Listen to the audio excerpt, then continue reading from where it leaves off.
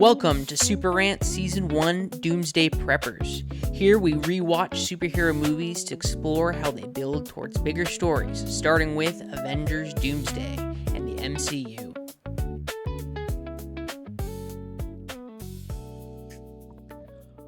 Welcome to Super Rant. This is the podcast where we watch MCU movies and talk about how they relate to Avengers Doomsday. My name is Brian, and as always, I'm happy to be here.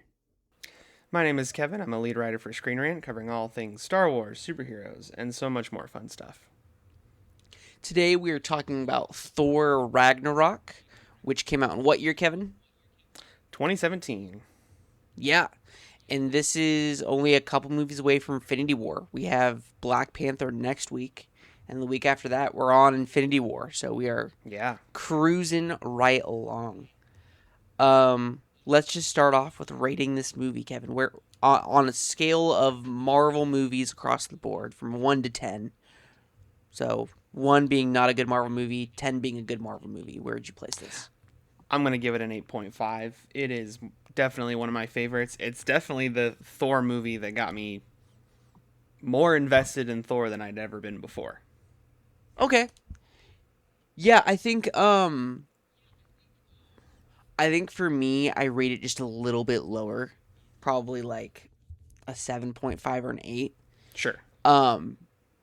My thing with this movie, while I love the action, I think it's a funny movie, I really like Sakaar, I think there's a lot of great additions to this movie in terms of characters that they added in. And while I do think it's a good movie, I don't think it's a good Thor movie in the way that when you look at who Thor is in the comics, who he's been in the past in the MCU, which I think at this point is more important than what the comics say, I think it's not a good characterization of who he is. He's way more goofy in this movie than he's ever been in the MCU. Like, the jokes are rolling way more. He knows way more about, like, Earth life, which he did live on Earth for a lot longer, so that makes sense. But, like, the witty one-liners are more than they've ever been for him. Yeah, I mean, there's a definite shift. I think shift, that for sure, all the complaints that people have, and that I have, about Thor Love and Thunder, the next Thor movie, this movie also does to a lesser extent. Mm-hmm. It doesn't take... Like, there's a difference between, like, not taking yourself seriously and being, like, kind of tongue-in-cheek, but then just, like, being a comedy. Mm-hmm. And this movie feels more to me like a comedy than it does tongue-in-cheek. Yeah, I mean, I feel like Ragnarok was kind of the over-course correction that you needed after... like, Dark World was fairly bland, and I think bringing in Taika Waititi as a director, like, made sense for the time.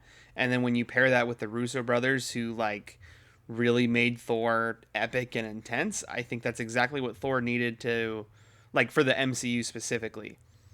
But then the problem is you can't go back to Thor Love and Thunder. I feel like with Ragnarok and Infinity War combined, it was this kind of course correction, and then getting Thor back to a more balanced hero people were actually invested in, and then Love and Thunder did not take much of Infinity War into account, or Endgame into account, for my opinion. But I think that's where the big problem is, because then he gets goofy again. But we'll get more into that later. Yes. But I want to push back against that, because I don't feel like Thor 2 is that bland. Like, you know, I'm big on Lord of the Rings, I know you are too, and fantasy, and... like, the aspects that they brought in of, like, getting into the other realms with the dark elves. Like, I really enjoyed that. And I think that in terms of, like, the draw, yeah, Thor Ragnarok did a really good job of drawing people into the Thor character, so that when we got him in Infinity War, and, you know, he was spending largely...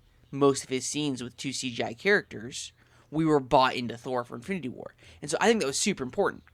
But what I don't think I enjoy is like totally changing the character in terms of like what his temperament is, like how he goes about reacting to things. Like it's all very like a prime example of this is in the scene when excuse me, the scene when he first gets to Sakaar and he's in the chair and he's going through like, you know, the theme park ride of this is Sakaar and this is The the Willy Wonka. Grandmaster. Yeah. The Willy Wonka thing. And then he just like starts screaming at the end. It's like that's not Thor at all. There's no situation in which the Thor from Thor, Avengers, Thor, Dark World, or Age of Ultron would be screaming hysterically. You know? Like, Right. it just does not fit his character at all in any way, shape, or form. And I'm okay with it being a little bit more lighthearted, but to completely change the character in, like, every scene he's in, that just feels like, okay, I feel like the way that he responds to things is completely different in this movie. I think it happened. I think there are significant changes in certain responses. I don't know if it's every response because I think this moment still has some pretty core and crucial, like Thor moments that are actually pretty serious. I think it's just easier to maybe not give them as much weight because so much of it is humorous. Like I'm fully on board with you there. At the same time, there are some incredible moments with Loki, with Odin, key character things for Thor that I think would be present Well, even if Ragnarok wasn't so high energy and funny and shifting for the character like you're saying. Like that's not what I'm saying. I'm not saying that he. there are things I could see Thor I'm not doing. saying. I'm not saying that he doesn't have good character moments. I'm saying that his reactions are different. Right. Because he has great character moments. Right. But like when he's in the Quinjet and he's trying to log in and he's getting turned down, that's a funny moment, but like his reaction is like, what?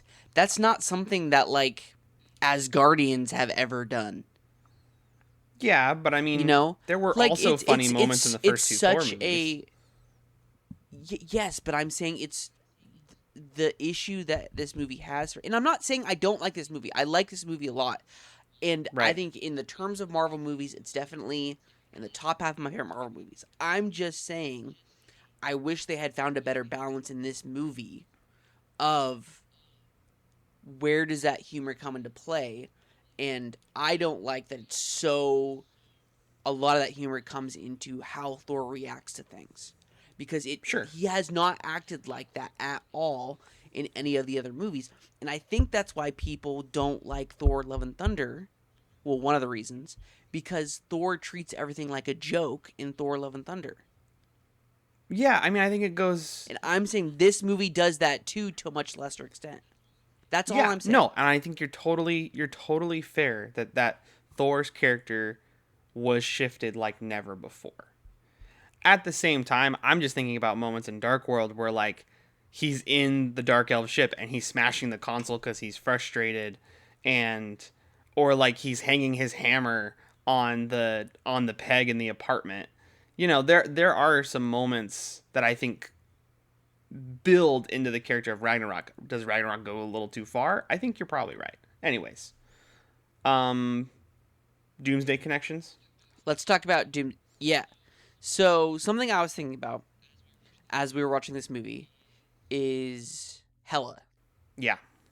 And we've both been playing a lot of Marvel Rivals. And so Mm-hmm. Hela is in that game. Yep. And a lot of other Marvel like mobile games and like fighter games and just like a lot of Marvel games recently and a lot of Marvel content has had Hela in it. Yeah, she's a major character in the And like comics right now. what if uses Hela a couple times, I think. And Yeah. so like I wouldn't be surprised if we get to Doomsday and a multiversal version of Hela, or maybe Hela did survive, Mm. which would be hard because she got absolutely obliterated with a sword. Yeah.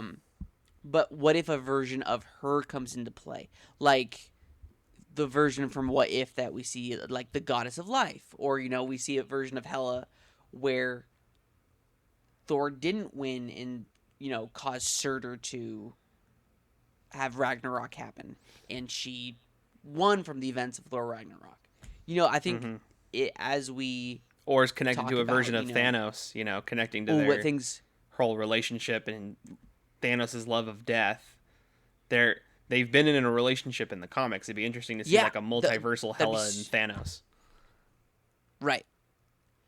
But in terms of like what we see actually in this movie leading up to, I mean, this is the start of, I think, Thor's deepest introspective journey.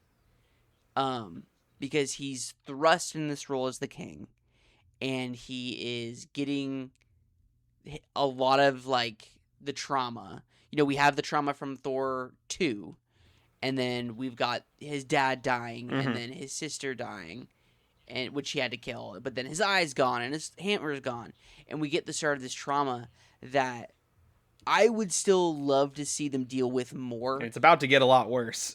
Right, and Thor: Love and Thunder Yeah. did not deal with his trauma in the right way, and I really like the idea of a broken hero who is still worthy. And so what does that entail? And Mm-hmm. from some of the clips we've seen from Doomsday, where he's praying to Odin and he's asking for strength to go and make it back home. Like, I think he feels the weight of, man, there's a lot that's happened to me, and I've been fairly fortunate. How am I going to make it through yet another event? And so I would love to see Yeah. him I think we struggle can. more with his PTSD of all the stuff that he's gone through. And Sure. just because he has that Yeah, I think we doesn't can mean that expect he's the any Russo less worthy of a brothers hero. to kind of correct things. And then maybe when we eventually do get Thor 5, we get even better Thor. And we get the best Thor, Mm-hmm. Yeah. Anything else you're seeing that might connect to Doomsday? In terms of in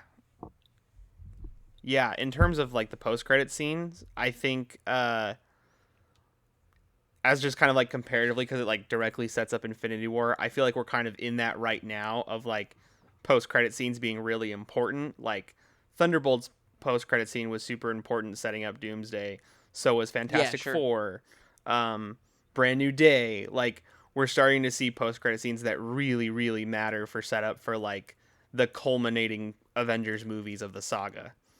So I was thinking about that when that crazy post credit scene, like when Thanos' ship shows up. Right. And so what's coming for Spider-Man? Yeah, there could be something really cool there. But yeah, that's kind of as far as like Doomsday connections. Um,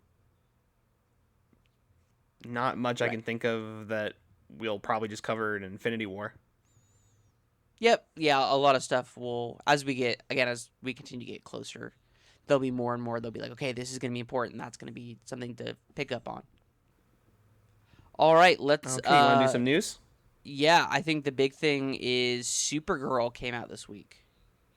Yeah, we both saw it last night. Really quick, tell me what you thought. I thought it was all right. I mean, it was definitely fun, and it felt, the universe that they created felt a lot like a James Gunn kind of galaxy. Very similar to the galaxy that he creates in the Guardians of the Galaxy movies, I think.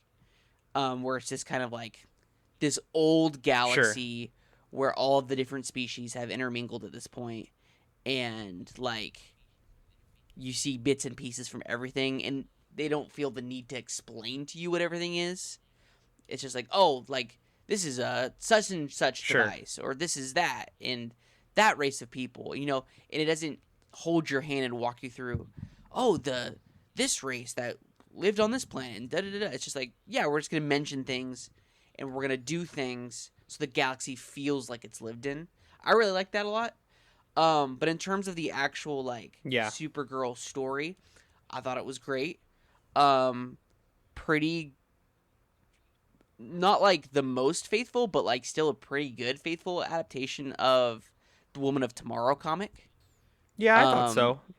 yeah, like enough that like there was things that surprised me, but I knew where the movie was headed for the majority of the movie, you know? Yeah. I thought that Millie Alcock did a really good job. Mm-hmm. I like her a lot as Supergirl. Um, I liked is it Ruthie, the character of Ruthie? Yeah. She was good to bounce off of Supergirl.